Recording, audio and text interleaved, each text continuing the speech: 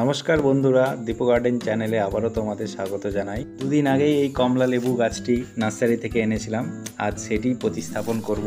এটি একটি চায়না কমলা লেবুর গাছ, সাইজে ছোট হলেও খেতে খুব মিষ্টি হয়। এটির প্রতিস্থাপনের জন্য প্রথমেই নিয়ে নেব একটি বড় সাইজের বালতি।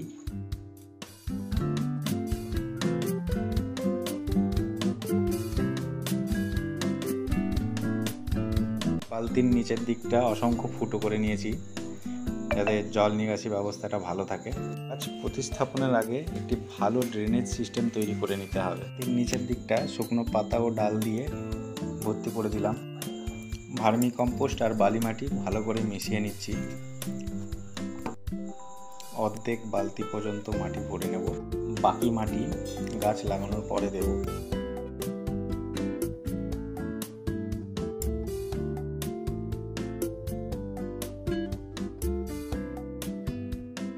আরও একটি মাটি ভর্তি বালতি নিয়ে নিচ্ছি, এই মাটিগুলি গাছ লাগানোর পরে দেব। চলো এবার গাছটি প্রতিস্থাপন করা যাক। গ্রো ব্যাগের মায়া করলে একদমই চলবে না। গ্রো ব্যাগটিকে পাশ বরাবর কাঁচি কিংবা ব্লেড দিয়ে কেটে নিতে হবে যাতে শিকড় কেটে বা ছিঁড়ে না যায়।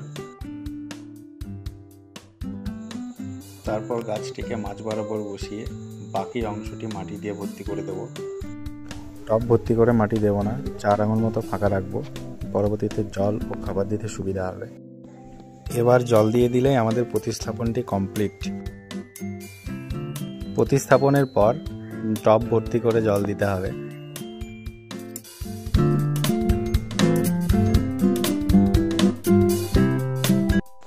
দুটো লেবু ধরেই আছে, পাকলে টেস্ট করে বলবো কেমন খেতে।